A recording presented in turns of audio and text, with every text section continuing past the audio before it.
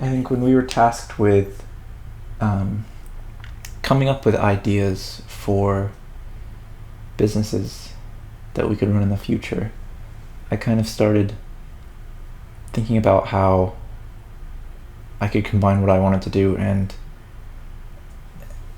have the ability to like help others or help influence the world in a better way, which I think everyone wants to do ideally. But when I was thinking about making this project, we were thinking about making a web series called How They Do It, which talks about how companies do what they do, the people behind it, and why they do what they do, why they started their companies, why they get up every day to go to their companies and work, rather than just getting up and going to a regular job. And at the same time, I was talking, I've always listened to Mr. Rogers. I think he's a great person, and he really influenced me, I think.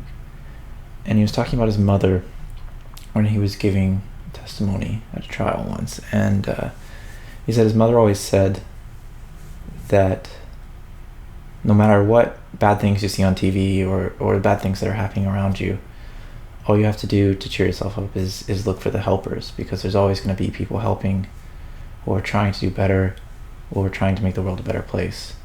And I thought, what if I could combine my idea of going to these companies and figuring out why they do things with people who are trying to help the world. And the thing that immediately comes to mind is charities and especially local organizations that are just doing hard work every day to make their communities a better place. And I don't think they get enough credit, first of all. Second of all, I think a lot of just people are just ignorant about charities in their area, and that's not their fault. They just don't know. And so what I really wanted to do with Helpers was create a place where I could have some kind of repository of information about charities in local communities, and starting out with our own in Temple Terrace and Tampa, because I think a lot of people don't know what charities are in their backyard.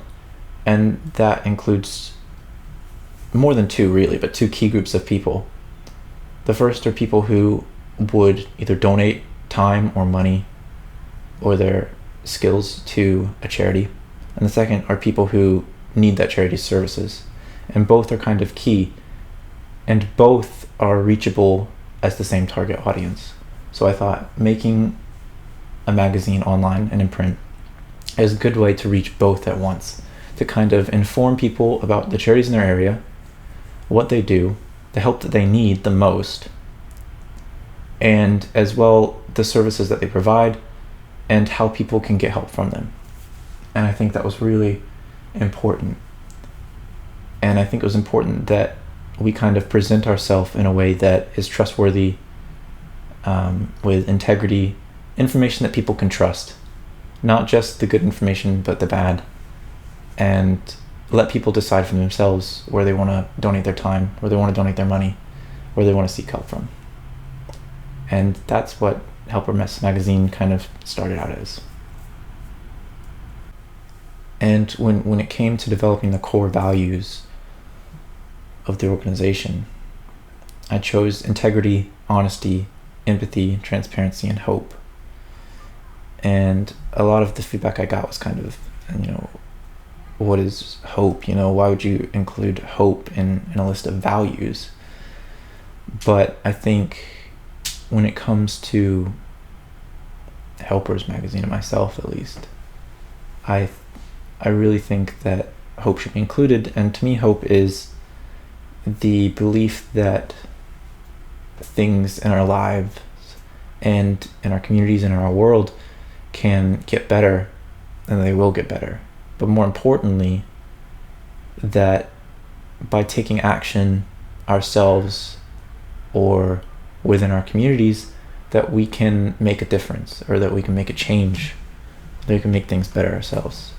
At Helpers, we want to bring readers transparent, truthful, trustworthy information about the people and organizations that we cover.